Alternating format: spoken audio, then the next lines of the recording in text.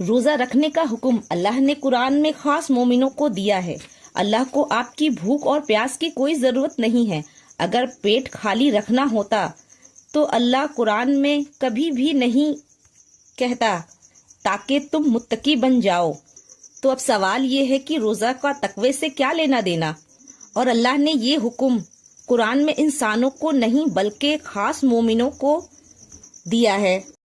खास मोमिनों को क्यों दिया? तो रोजा को आखिर अल्लाह हमारे ऊपर रोजे की पाबंदी क्यों लगाई? तो सबसे पहले ये गलत फहमी दूर करे कि हम गरीबों की भूख की दर्द को समझ सके। तो ये बातें सुनने में बड़ी ही जज्बाती लगती है, लेकिन ये लॉजिक समझने के लिए अधूरी है। अब सोचिए, अगर रोजा सिर्फ गरीब के दर्द को समझने के लिए होता तो अल्लाह ने गरीबों के ऊपर रोजा फर्ज क्यों किया? गरीबों को तो पहले से ही भूख का पता होता है। पर हकीकत ये है कि रोजा कोई सोशल एक्सपेरिमेंट तो नहीं है। रोजा आपके और आपके अल्लाह के बीच का एक खास राज है। रोजे का मकसद भूख नहीं है बल्कि सेल्फ कंट्रोल है, यानी अपने नफ्स पर काबू करना। तो अब रोजे को कुरान से समझते हैं।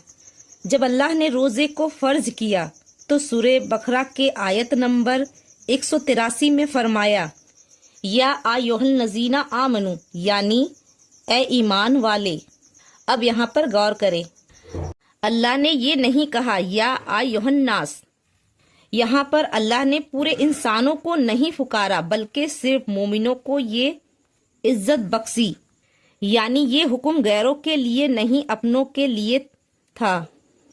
अल्लाह कह रहा है कि ए लोगों, मुझ पर यकीन रखते हो तो तुम पर रोजे फर्ज किया गया है जैसे कि तुमसे पहले के लोगों पर फर्ज थे। और आखिर में मकसद बताया, लाल्लकुम तत्तऊन, यानी ताकि तुम मुत्तकी बन जाओ।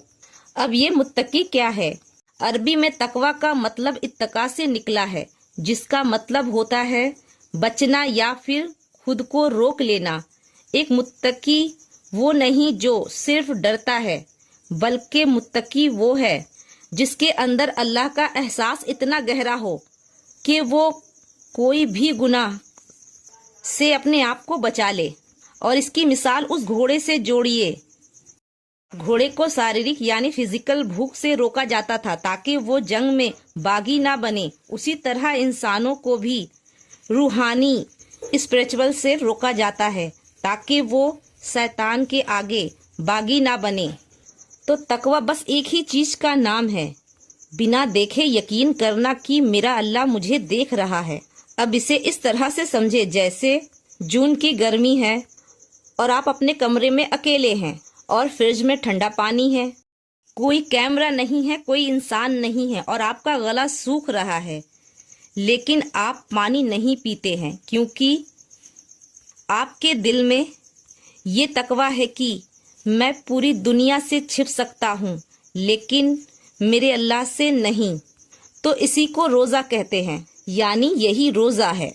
जब आप अल्लाह के लिए हलाल पानी को छोड़ देते हैं तो आप अपने नफ्स को कंट्रोल कर लेते हैं।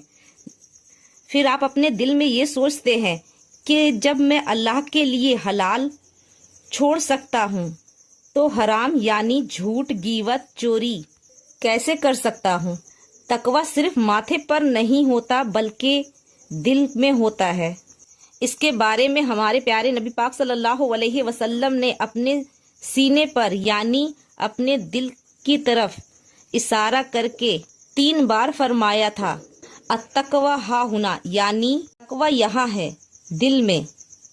तो बात समझ में आ ही गई होगी, और अगर समझ में ना आई हो तो फिर से ये दोबारा से वीडियो देख ले।